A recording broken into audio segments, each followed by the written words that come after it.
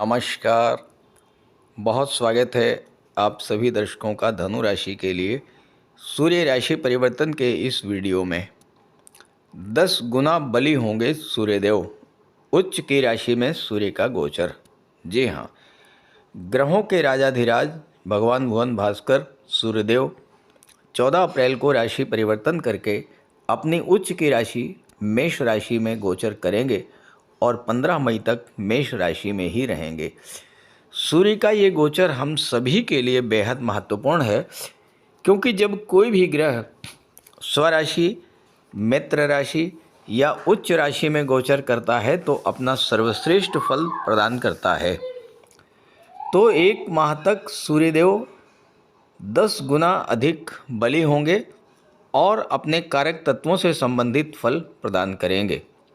तो धनु राशि के जातकों को इस गोचर काल में सूर्य किस तरह का लाभ प्रदान करेंगे, इसी का विश्लेषण करेंगे इस वीडियो में। लेकिन उससे पहले मैं आपको ये ज़रूर बताऊंगा कि सूर्य क्या है और कैसे आप सूर्य से ज़्यादा लाभ प्राप्त कर सकते हैं।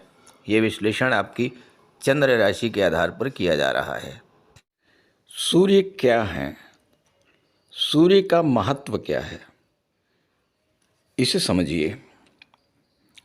सूर्य ग्रहों के राजा हैं और इस पृथ्वी पर जीवन, प्रकाश और ऊष्मा सूर्य से ही मिलती है। ज्योतिष शास्त्र में सूर्य को तेज, बल, आरोग्य, आत्मविश्वास, आत्मा और नेतृत्व क्षमता का कारक माना गया है। सूर्य ग्रहों के राजा हैं और सभी ग्रह सूर्य के चारों तरफ चक्कर लगाते हैं। और अगर जन्म कुंडली में सूर्य अच्छे हैं और बुध, गुरु, शुक्र भी अच्छे हुए तो राजसी वैभव और राजसी सुख प्रदान करते हैं। सूर्य को शासन, सत्ता, गवर्नमेंट का कारक माना गया है। और अगर जन्म कुंडली में सूर्य मंगल बली हैं, केंद्र या त्रिकोण में हैं, तो सूर्य जातक को शासन प्रशासन में, गवर्नमेंट सेक्टर में उच्च पद और मान सम्मान दिलाते हैं। लेकिन सूर्य प्रधान जातक किसी के अधीन रहकर काम करना पसंद नहीं करते हैं। जिन जातकों की जन्म कुंडली में सूर्य बली होते हैं वो स्वतंत्र रूप से कार्य करते हुए कोई ऐसा व्यापार, व्यवसाय या उद्योग स्थापित करते हैं जिसमें उनके अधीनस्थ सैकड़ों हजारों लोग कार्य करते हैं। जन्म कुंडली में अगर सूर्य के साथ मंगल भी बली हुए तो ऐसा जातक जीवन के हर क्षेत्र में लोगों का नेतृत्व तो करता ही है, साथ ही साथ डिफेंस, आर्मी, पुलिस, स्पोर्ट्स के क्षेत्र में नेम, फेम और उच्च पद भी प्राप्त करता है।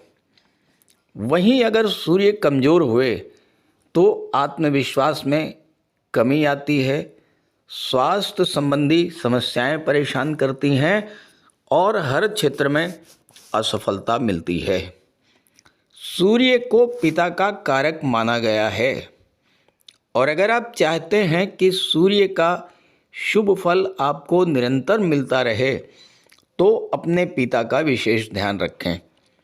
पिता की सेवा करें, उनका आशीर्वाद प्राप्त करें। भूल करके भी पिता को किसी तरह का कष्ट ना दें। साथ ही साथ अपने बॉस, अपने सीनियर से संबंध अच्छे बना करके रखें। सूर्य गवर्नमेंट के कारक होते हैं, ऐसे में सरकारी अधिकारियों और कर्मचारियों से संबंध अच्छे रखेंगे तो सूर्य को तो बल प्राप्त होगा ही, गवर्नमेंट से जुड़े आपके कार्य भी आसानी से पूरे होते रहेंगे। तो आइए समझते हैं कि आपकी जन्म कुंडली में या गोचर में सूर्य किस भाव में बैठे हुए हैं और उसका क्या लाभ आपको प्राप्त होगा। तो ये है धनु राशि के जातकों की कुंडली। सूर्यदेव का गोचर आपकी कुंडली के पंचम भाव में हो रहा है और यहाँ पर सूर्यदेव 14 अप्रैल से अपने उच्च की राशि में गोचर करेंगे। यहाँ पर सूर्य नवम भाव के स्वामी होकर के पंचम भाव में गोचर करेंगे और सूर्य की दृष्टि 11वें भाव पर पड़ेगी। अच्छी बात यह है कि गुरु की दृष्टि भी 11वें भाव पर पड़ रही है और 11वें भाव पर सूर्य और गुरु दोनों का संयुक्त प्रभाव है। मैंने थंबनेल में लिखा है 10 गुना अधिक बली होंगे सूर्यदेव। इसका कारण क्या है, इसका लॉजिक समझिए। देखिए, पहले तो सूर्यदेव 1 माह तक राहु के साथ रहे 3रे भाव में और यहाँ राहु से पीड़ित रहे, यहाँ पर ग्रहण दोष बना। उसके बाद 4थे भाव में जब आए तो यहाँ राहु शनि के साथ रहे, यहाँ भी पीड़ित रहे।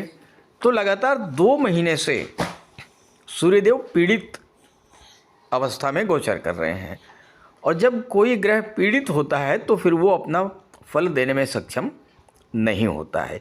लेकिन अब सूर्य को राहु और शनि दोनों से मुक्ति मिल चुकी है और अपने मित्र मंगल की राशि में उच्च के होकर के गोचर कर रहे हैं।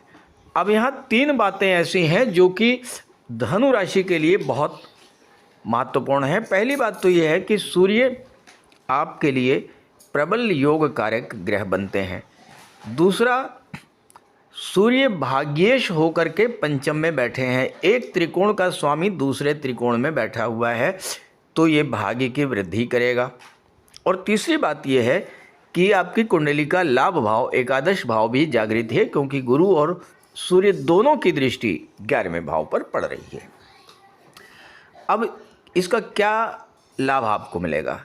देखिए, पंचम भाव में ये उच्च के हो रहे हैं।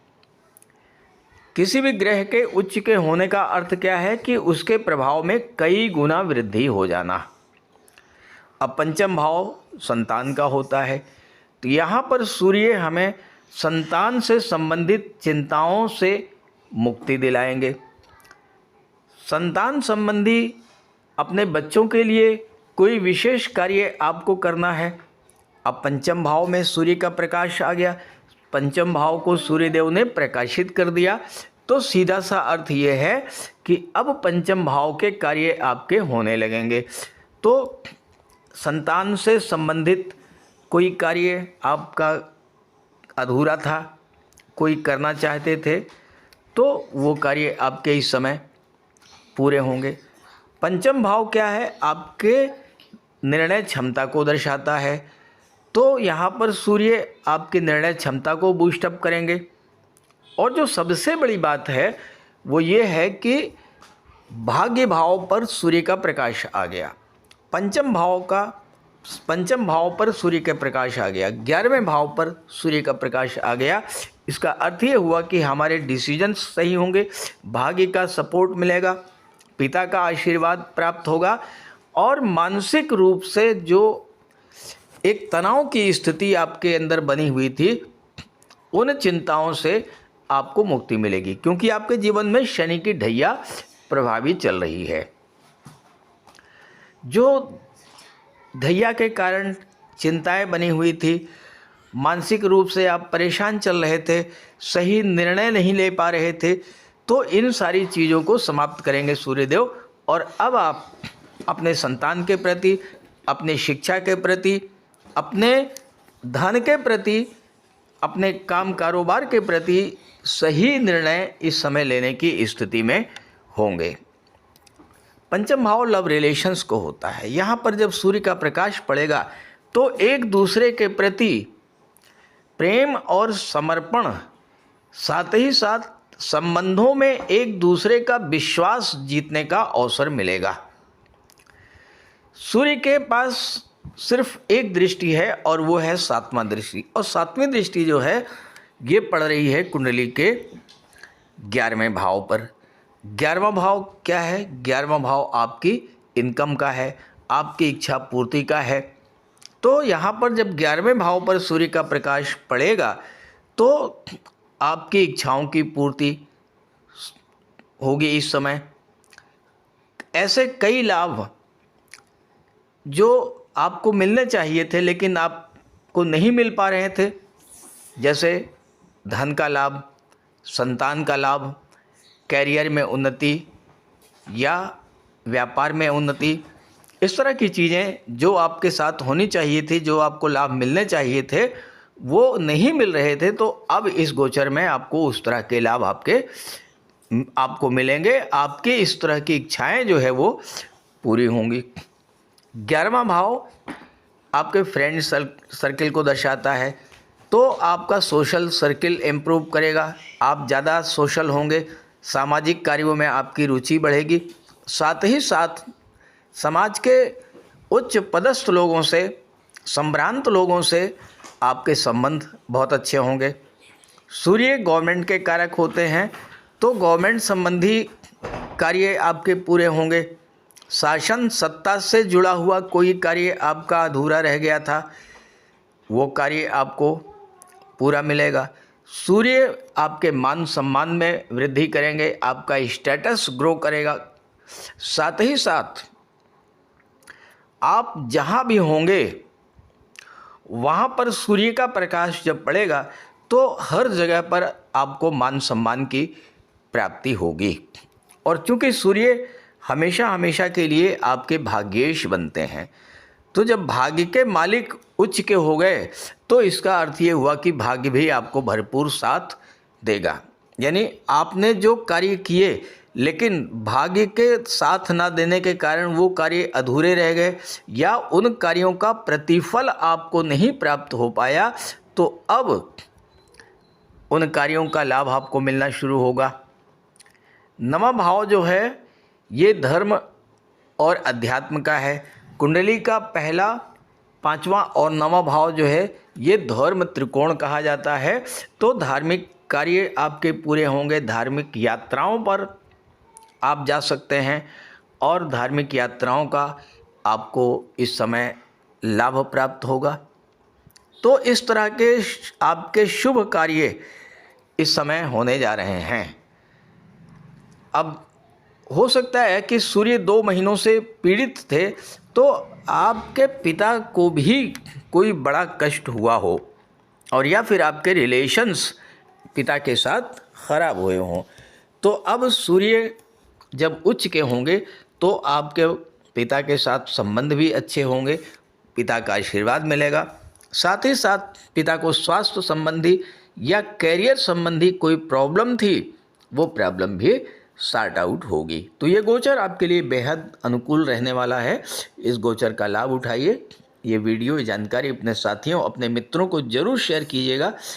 साथ ही साथ अगर आप अपनी कुंडली का विश्लेषण कराना चाहते हैं मुझसे, तो इसी वीडियो के डिस्क्रिप्शन बॉक्स में मैंने अपना व्हाट्सएप नंबर दे दिया है, आप वहां पर कांटेक्ट कर सकते हैं।